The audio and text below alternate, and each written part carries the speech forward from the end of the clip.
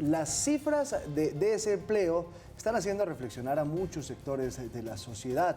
¿Qué es lo que hay que hacer? Hay que hacer cambios. Llegó el momento de repensar algunos modelos. Hoy nos acompaña en nuestro estudio aquí en Red Más Noticias el doctor Jaime Alberto Cabal, presidente de FENALCO. Doctor Cabal, buenos días y gracias por estar con nosotros. Muy buenos días, Giovanni, Paula, igualmente Andrés. Buenos días. ¿Es tiempo de repensar la manera de recontratar o de contratar al empleador en Colombia teniendo en cuenta estas cifras de desempleo? Yo pienso que es tiempo de repensar en una política a fondo de generación de empleo. Por supuesto, la legislación es algo de lo que tenemos que evaluar. Colombia tiene una legislación muy antigua, anquilosada de los años 50. El mundo de hacer negocios ha cambiado totalmente, la forma de hacer negocios, la innovación tecnológica, la digitalización, las profesiones liberales, la economía naranja, la economía colaborativa. Hoy requieren que la legislación cierre esa brecha, porque es una legislación antigua y el mundo es moderno, la legislación es analógica y el mundo es digital. Y en ese sentido lo que ha propuesto FENALCO y que comparte también la ministra de Trabajo en el gobierno, es que flexibilicemos la forma de contratar, es decir, que ampliemos las posibilidades de contratar. Hoy hay contratos a término fijo, a término indefinido, pero también que se pueda contratar por horas, incluyendo en cada hora las correspondientes prestaciones sociales de ley, pero que haya esa flexibilización porque muchas compañías muchas veces no requieren a una persona a tiempo completo, sí, la requieren por horas. Y esa persona que trabaja por horas puede trabajar en una compañía y en otra. ¿Con las universidades? Como en el caso de los profesores en las universidades, es correcto, pero que se puede hacer para muchas actividades y que otra cosa importante es que ya hoy se hace, pero de una manera informal, y es lo que mucha gente no entiende. Hoy se contrata por horas informalmente y no se reconocen las prestaciones. Lo que buscamos con esta reforma que la ministra de Trabajo va a liderar en la Comisión de Concertación Laboral, con los sindicatos, con las centrales obreras, pues con la academia, los empresarios, es que formalicemos y le demos entrada al mercado laboral formal a los informales y a los desempleados. Esta propuesta no es para los que gozan hoy de un empleo estable, es para los que están por fuera de la corriente del trabajo en Colombia. O sea, para ingresar como nuevas personas al mercado laboral que puedan trabajar determinadas horas en un sitio, determinadas horas en otros, y la seguridad social se paga entonces de acuerdo a esas horas trabajadas. ¿Es así? Se liquida de acuerdo a las horas trabajadas. Si una persona trabaja en una compañía 8 horas a la semana y trabaja en otra 16, pues tiene su liquidación de las prestaciones sociales. Hoy existe el contrato de prestación de servicios, pero la diferencia es que el trabajador es quien asume el costo de las prestaciones sociales. En esta modalidad lo que estamos diciendo es el trabajador y la persona, el profesional que trabaje por horas, recibe sus prestaciones en la liquidación por la hora. Ahora, la legislación en Colombia lo que hizo en determinado momento fue crear el salario integral, donde en el mes, en el salario del mes, está reflejado ya el componente de las prestaciones sociales. Lo que queremos es proponer la creación del salario integral por hora, que en el salario de la hora está incorporada las prestaciones sociales. Doctor, pero ahí queda una duda que siempre salta y es cómo manejar lo de la salud. Hoy en día, por ejemplo, alguien que tiene un contrato con una empresa y genera un trabajo freelance, tiene que tener dos pagos de salud. Uno, el que tiene la empresa, que le liquida, y cuando hago mi freelance, tengo que pagar aparte mi salud. Y si me sale un tercer freelance, entonces tengo que volver a abrir una tercera cuenta de la salud. En este caso, ¿tocaría por donde haya las horas o cómo se liquidaría eso? Claro, lo que usted está diciendo, Andrés, es totalmente correcto. Lo que pasa es que en una forma nueva de contratación por horas, por supuesto hay que crear los mecanismos y, digámoslo entre comillas, la carpintería para que el sistema se adapte a esa nueva legislación y obviamente el trabajador no tenga que incurrir en más pagos de lo debido. Doctor Cabal, esta propuesta del trabajo por horas, la contratación por horas, tiene una reticencia de la CUT y estoy leyendo aquí donde ellos manifiestan que esto puede subir las semanas para adquirir la jubilación y se podrían incrementar los aportes y se ensancha el negocio de los fondos privados en detrimento de Colpensiones. ¿Usted qué opina? Eso podría ser cierto si pensamos en los trabajadores actuales, pero es que estamos pensando en los desempleados, en los informales. ¿Cuándo se va a pensionar un desempleado si no tiene trabajo? ¿Cuándo se va a pensionar un informal si no tiene trabajo formal que lo meta en el sistema pensional? Entonces, esa afirmación no es cierta para esta posibilidad, porque lo que estamos buscando es que la gente tenga por lo menos trabajo y en la medida que acumule horas, pues va acumulando su sistema pensional. Pero si no tiene trabajo, pues nunca va a ser pensionado. Doctor Cabal, pero bueno, este tema de contratar por horas no es la única propuesta que ustedes hacen en medio de esta reforma laboral. Han hablado ustedes también incluso de tener 2 tipos de salario mínimo. ¿A qué se refieren con eso? A ver, cuando uno mira, Paula, las cifras de desempleo en Colombia, las que acaba de sacar hace 2 días el DANE, uno se da cuenta que hay, primero el desempleo está creciendo en 18 de las 23 ciudades si uno toma el trimestre junio-agosto respecto al año anterior. Pero cuando uno se mete en las estadísticas de cada una de las ciudades que está creciendo el desempleo, se da cuenta que muchas de ellas están creciendo por encima del 15%, ¿sí? Y hay otras ciudades, bueno, voy a decir los casos, el caso de Quibdó, Riohacha, Armenia, Valledupar, por citar algunas, y hay otras ciudades como el caso de Barranquilla, Bucaramanga, Pereira, Cartagena, que están en un solo dígito, por debajo del 8% en desempleo. Eso lo que nos muestra es que hay como 2 Colombias, ¿no? Una con un altísimo desempleo, otra con un desempleo mucho más bajo, tolerable. Y es donde entra un poco la propuesta nuestra, que es para estudiar. Yo he dicho que la FENALCO no tiene la verdad revelada, sino que lo que quiere es aportar a esta discusión para construir entre todos, porque este es un tema muy serio, el del desempleo en Colombia. Y en ese sentido lo que hemos propuesto es que, de acuerdo con la competitividad y la productividad de las regiones y los sectores, pudiera haber incluso 2 tipos de salario, uno más alto, uno más bajo, uno promedio, de acuerdo, que genere un incentivo para que en muchas regiones del país se creen polos de desarrollo donde no hay trabajo, donde no hay industria, donde no hay comercio, donde no hay actividades de servicios. Es decir, que busquemos alternativas para las regiones con más desempleo, y en ese sentido esta propuesta podría estudiarse para sacarla adelante. Doctor Cabal, hablemos de otro tema que tiene muy preocupados a los colombianos. Es el tema del dólar. Sube, sigue subiendo y va a alcanzar los 3.500. Ya viene diciembre. Esto va a afectar brutalmente los precios para final de año, ¿no? Pues mire, Giovanni, que nosotros habíamos dicho que hasta el momento, digamos, empezando septiembre, el comercio no había asimilado o había incrementado los precios, porque los ciclos de las importaciones y los inventarios tienen un colchón de un par de meses, 3 meses.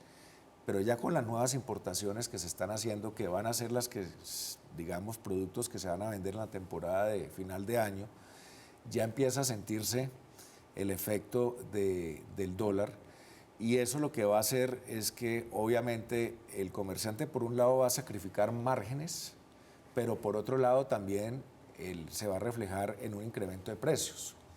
Entonces sí estamos muy preocupados con el incremento del dólar. Vemos que en un momento tuvo una volatilidad de subir y bajar, pero ya está sostenido, últimamente creciendo. está con una tendencia sostenible.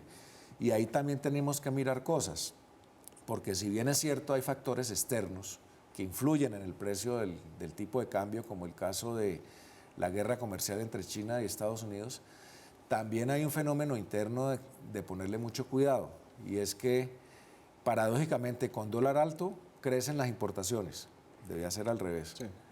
Pero también bajan las exportaciones, debía ser al revés. Es paradójico, pero es preocupante, porque hoy tenemos un déficit en la balanza comercial, y obviamente si están saliendo más dólares de los que están entrando, pues el precio siempre va para arriba. Entonces, también el tema de las exportaciones de Colombia hay que ponerle mucho cuidado.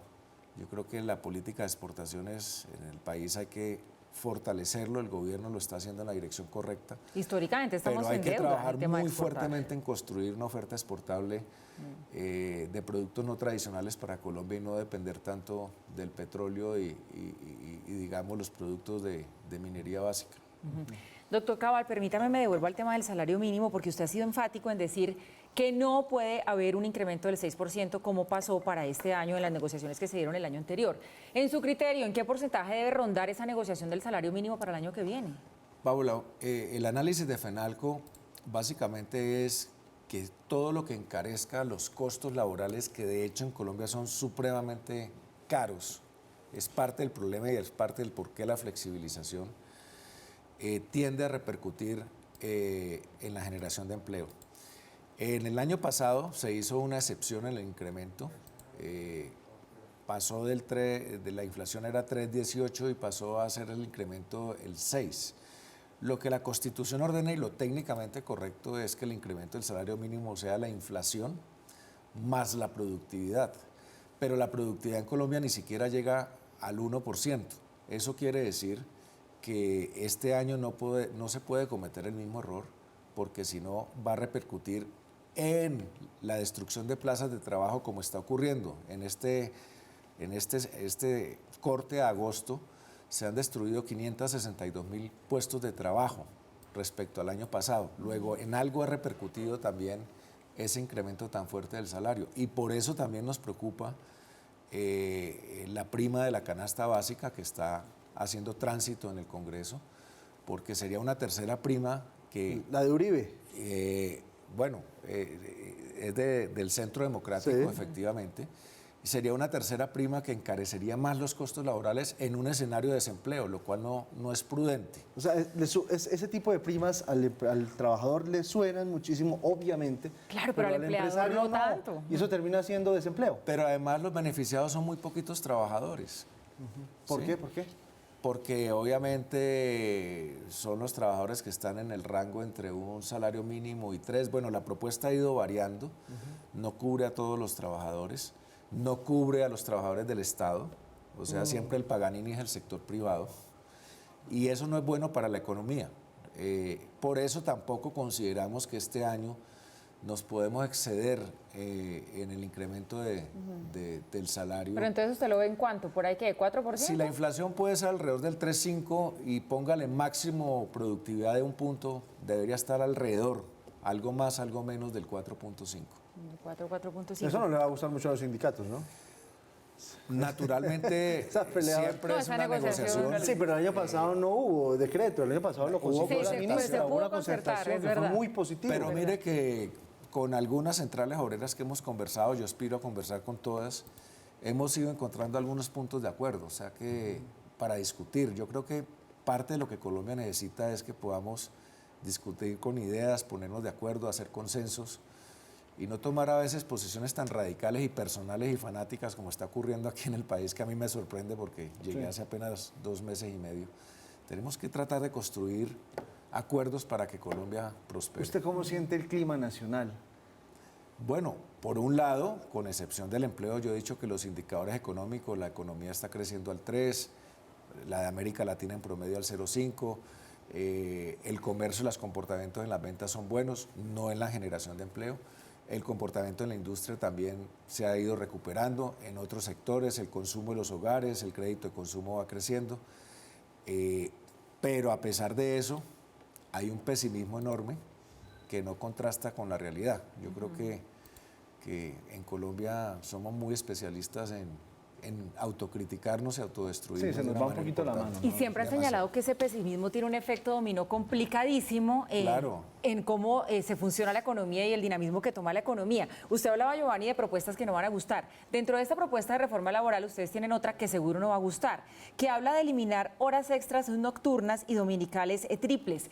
¿Esto cómo lo harían? ¿Extendiendo la jornada laboral o contratando por grupos para que no haya que pagar este tipo de cargos? Lo que nosotros hemos dicho es...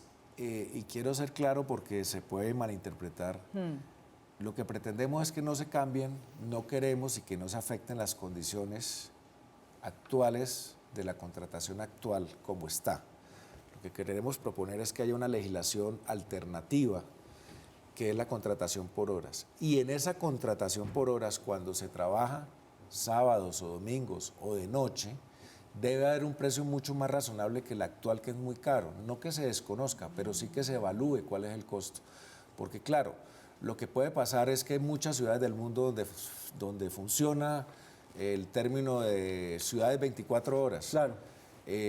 Obviamente las ciudades 24 horas que están permanentemente abiertos los comercios, todos los establecimientos de turismo, gastronomía, Si esas ciudades funcionaran con costos triples dominicales nocturnos, pues obviamente no habría funcionamiento, no habría establecimientos abiertos, no habría empleo. Entonces lo que se trata es que en esta propuesta alternativa, ese costo sea un costo más moderado, porque de lo contrario, pues tampoco se va a No generar. eliminarlo, moderarlo. Esa Sí. aclaración es importante Igual porque creo que... tampoco gusta mucho, Pero esto Paula, genera tampoco. pánico, el tema de eliminarlo. Sí, tampoco gusta mucho. Uno que está del lado del trabajador, pues claro, quiere que le paguen el máximo Sí, posible. pero Eso es póngase entendible. también del lado de la empresa. Eso es muy entendible. complicado Vuelvo a digo, también y el los asunto. desempleados, Sí. ¿qué hacemos con ellos? Claro. No La trabajan idea ni es de día vincular ni más de noche. personas. Es que No ahí trabajan entra- ni sábado ni domingo. ahí entra Y los ya no- informales trabajan sábado y domingos sin los costos de dominicales nocturnos y festivos, porque lo hacen de manera informal, porque necesitan trabajar y lamentablemente como están en la informalidad y muchos establecimientos están en la informalidad, nadie los controla.